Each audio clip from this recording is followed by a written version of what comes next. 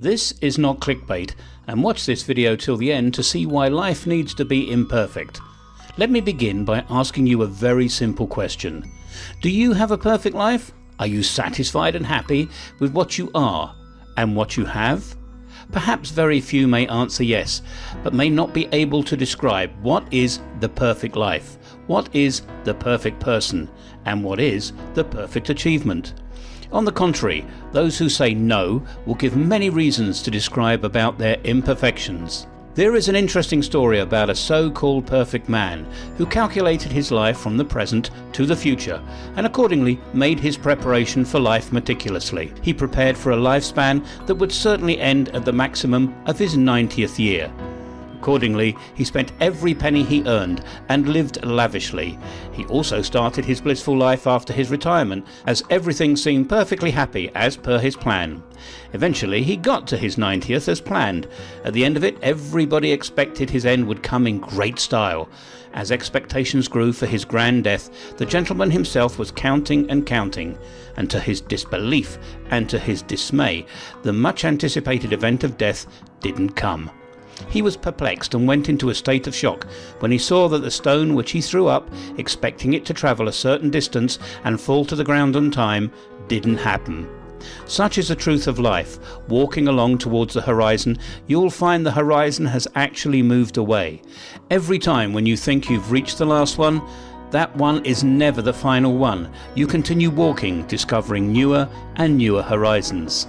The theory of evolution, which we believe is the fundamental theory of life, implies that everything in the universe is still evolving, and hence it's imperfect, which is why there's always big room for improvement.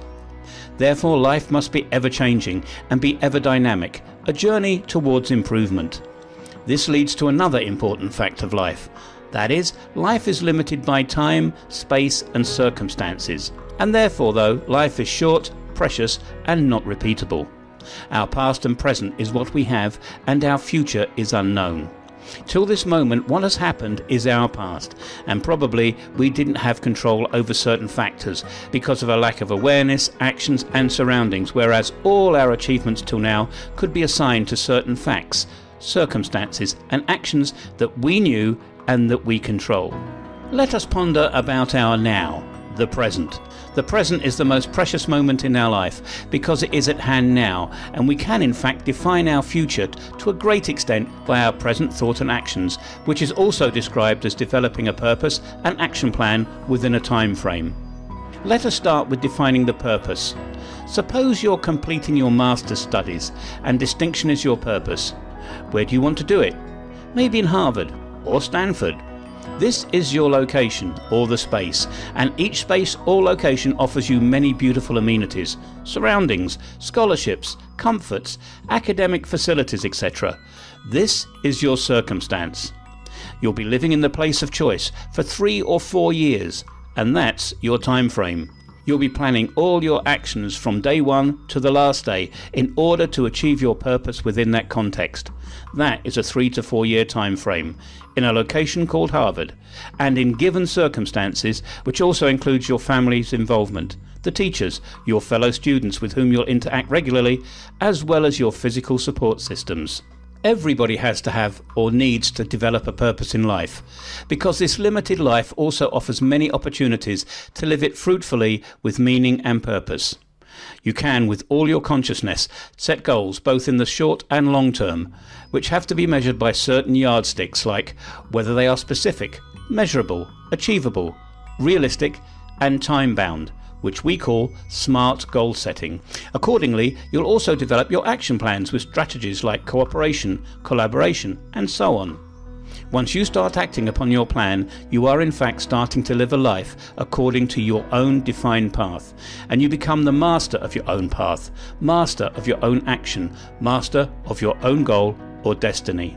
When you live your life, you live every moment of your life, which probably includes moments of joy, sorrow, pain and pleasure, happiness, sadness, sense of loving and being loved.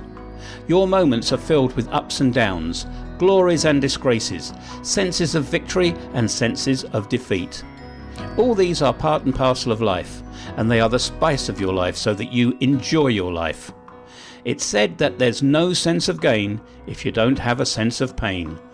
All these are indicative of momentary and transient states of mind, and they always make you feel inadequate and imperfect. At the same time, they all push you to try, strive, look for, seek, and drive you into a state of challenging the present. Who should be your idol in life? Who should you emulate?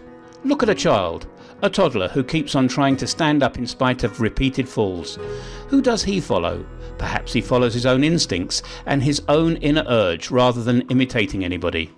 When you grow up, your mental, physical, spiritual and intellectual growth is mostly in proportion to your capabilities, your inborn qualities, your circumstances and the people surrounding you. Therefore, there's no ready-made role model for any individual to emulate in totality and become a carbon copy of that role model. In essence, each of us are unique and different, in spite of many other similarities. You'll always find yourself competing with your present, fighting against your inadequacies, struggling to overcome your limitations, and becoming as capable, efficient, and strong a person as possible by competing with yourself, not with others. Because if you imitate others, you are not doing anything extra or different than what a monkey does.